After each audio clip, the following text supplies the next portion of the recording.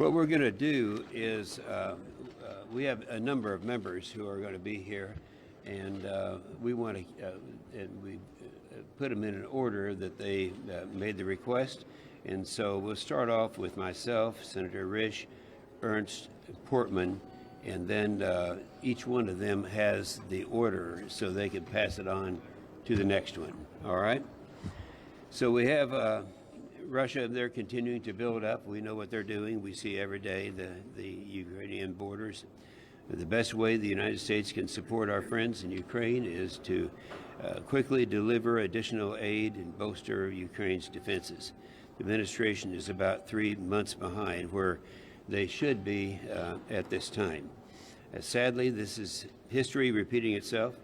When Russia first invaded Ukraine in 2014, the Obama administration initially failed to send military aid. Only after my colleagues and I sent a legal minimum on funds for lethal defensive aid back in 2017 did things really get started. And you might remember that was when we had our defense authorization bill, the NDAA, where we put the legal minimum on funds for lethal defense to make sure that got done.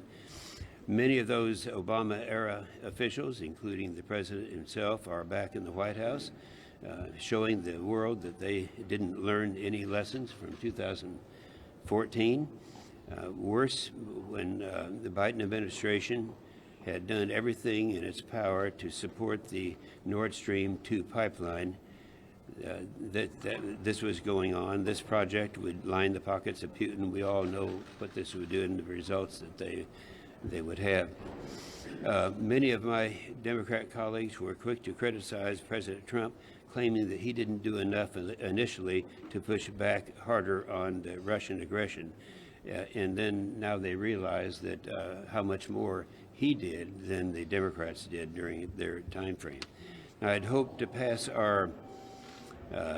bipartisan support for Ukraine that would continue, but sadly, it has not. Last week, many of my Democrat colleagues opposed the legislation that would have stopped the pipeline. Deterrence is critical because we know that Russia won't stop with Ukraine.